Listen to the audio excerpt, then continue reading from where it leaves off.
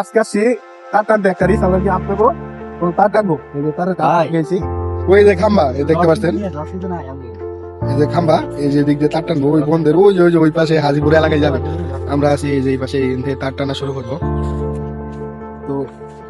সবাই মিছিল দিতে হয়ে গেছে দুজন গেছে খাওয়া দাওয়া করে আমাদের জন্য কিছু খাবার নিয়ে আসবো তাহলে আমরা খাওয়া দাওয়া করে তার টানা শুরু করবো মাঝে থেকে ভিডিওটি দেখবো এই ধানের ক্ষেতের ভিতরে তার টানছি জীবনের প্রথম একটা অভিজ্ঞতা সারা জীবন রাস্তার ভিতরে তার টানলাম আজকে ধানের ক্ষেতের মধ্যে তার টানছি তো দেখেন আমাদের হাবিজ মামা আমাদের সাইড বাবা আইতাছে খুব কষ্ট হইতেছে ধানের ক্ষেতে তার টানা মারাত্মক একটা চ্যালেঞ্জিং বিষয় ভাত যে ঘুরে ঘুরে তাই তো ধানের ভিতরে গেলে ধান নষ্ট হবো ধান পাকছে করবো পারাই দিয়ে আমরা পাথর দিয়ে ঘুরে ঘুরে গেছি ওই যে ওই খাম্বার তুলবো কোটা নিয়ে তো ধানের ক্ষেতের ভিতরে পেকের ভিতরে অনেক কষ্ট হইতেছে তার টানতে তো আমাদের মেহেদি তার ছাড়তেছে কেন আমি টানতেছি আবার আরেক জায়গায় আমি ছাড়বো মেহেদি তার টানবো তো খালি কষ্ট বলে ভুলো ভিজে গেছি গে ওই যে সাইড বাবা বলে কি বলে ক ওই যে পড়াইতেছে ওই যে হাফিজের বাবা সাইড বাবা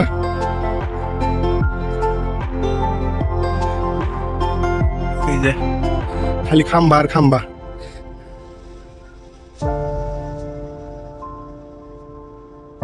তার টানার মজাই আলাদা যারা যারা তার টানছেন ওই ক্ষেতের ভিতরে তারাই বলতে পারবেন যে তার টানার মজাটা কিরকম ক্ষেতটা শক্ত যদি পেঁদা বেশি থাকতো তাহলে আম যেত না ধান হয়েছে এক কোমরের উপরে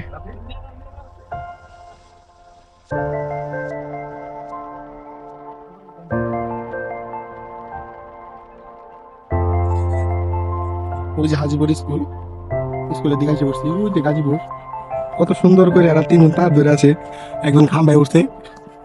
আর আমি টাটানি এই ক্ষেতের ভিতরে পানি আমার প্যান্টের অবস্থা শেষ আর হাবিজের মামা স্মার্ট জুতা কি দেখছে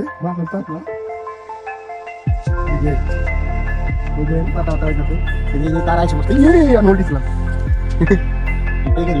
এটা ভাই পানির ভিতরে ফেলায় না আমার হাতা গেলে মাইসের ধান পাড়ায় পেকেছি গো ঈদ পর্যন্ত ওই সামনে খামার যাবো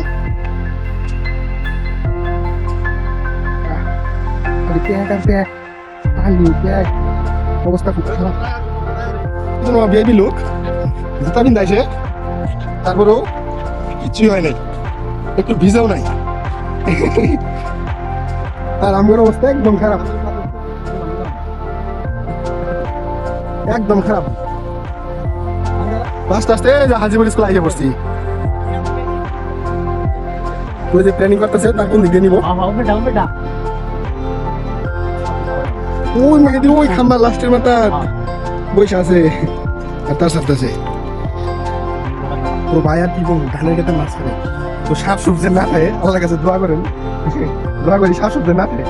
আমি সাপ দেখে খুব ডরাই মানে ভয় পাই আমার মতো ভাষা ডরাই তো খুব কষ্ট হইতেছে তারপরে টাইম নিয়ে আমরা এই যে লাস্ট খাম্বে আয় বসছি স্কুলের কাছে খুব এক বাতর চিকন তো এটা একটা নতুন অভিজ্ঞতা যে বন্ধের ভিতরে চারটা না আমরা তো সারা জীবন তো খালি রুড়ি চারটা নাম তো বন্ধের ভিতরে আইসি প্রকৃতির কিছু দৃশ্য দেখেছি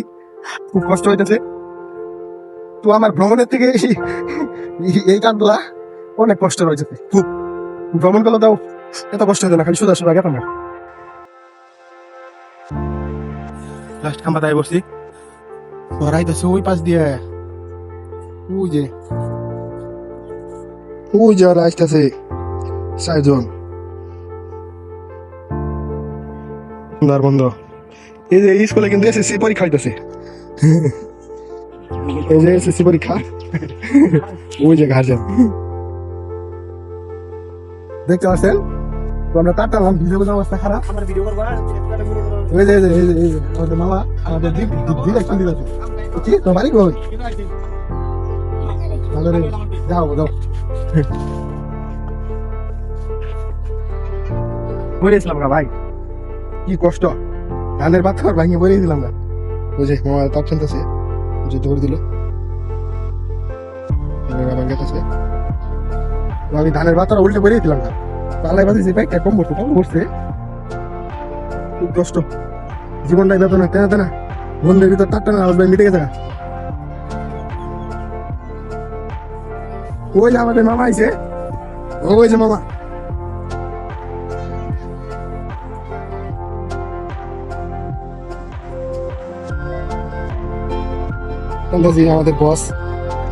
আমাদের বস আইছে এই যে মামা আমাদের বস তার টানতে আইসে বসে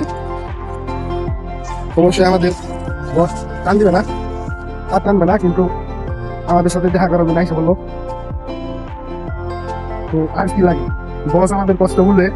তার জন্য বস আইসা পড়তে যে কিভাবে তার টানি দেখার জন্য তো সবারই বস তো আর এক হয় না আমাদের বস অন্যরকম একটা বস পাইছি মনের মতো তো এখন কি আর কমে শরীর খুব